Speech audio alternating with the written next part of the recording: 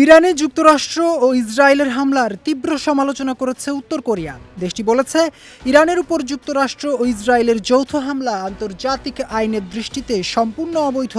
স্থানীয় সময় বুধবার উত্তর কোরিয়ার পররাষ্ট্র মন্ত্রণালয়ের এক মুখপাত্র এই মন্তব্য করেন।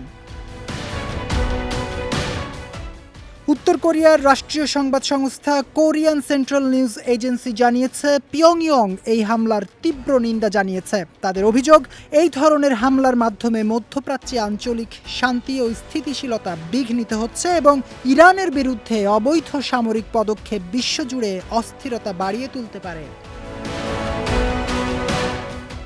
পিয়ংইয়ং আরও বলেছে, ইরানের অভ্যন্তরীণ রাজনৈতিক অবস্থায় বাইরের হস্তক্ষেপ গ্রহণযোগ্য নয়। অন্য কোনো দেশের সরকারকে হুমকি দেয়া বা সামরিক শক্তি প্রয়োগ করাও আন্তর্জাতিকভাবে অগ্রহণযোগ্য বলে সতর্ক করেছে দেশটি।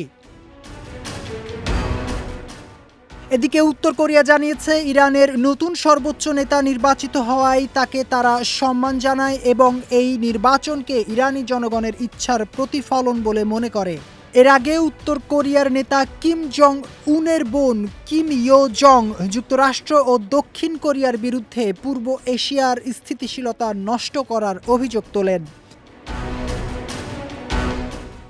যুক্তরাষ্ট্র ও দক্ষিণ কোরিয়া কোরীয় উপদ্বীপে তাদের 10 দিনের বার্ষিক যৌথ সামরিক মহড়া শুরু করার পর তিনি এই মন্তব্য করেন। কেসিএনএ এর তথ্য মতে কিম ইয়ো জং সতর্ক করে বলেন, উত্তর কোরিয়ার সার্বভৌমত্ব ও নিরাপত্তা সীমান্তের কাছে শত্রুপক্ষের সামরিক শক্তি বৃদ্ধি অকল্পনীয় ভয়াবহ পরিণতি ডেকে আনতে পারে।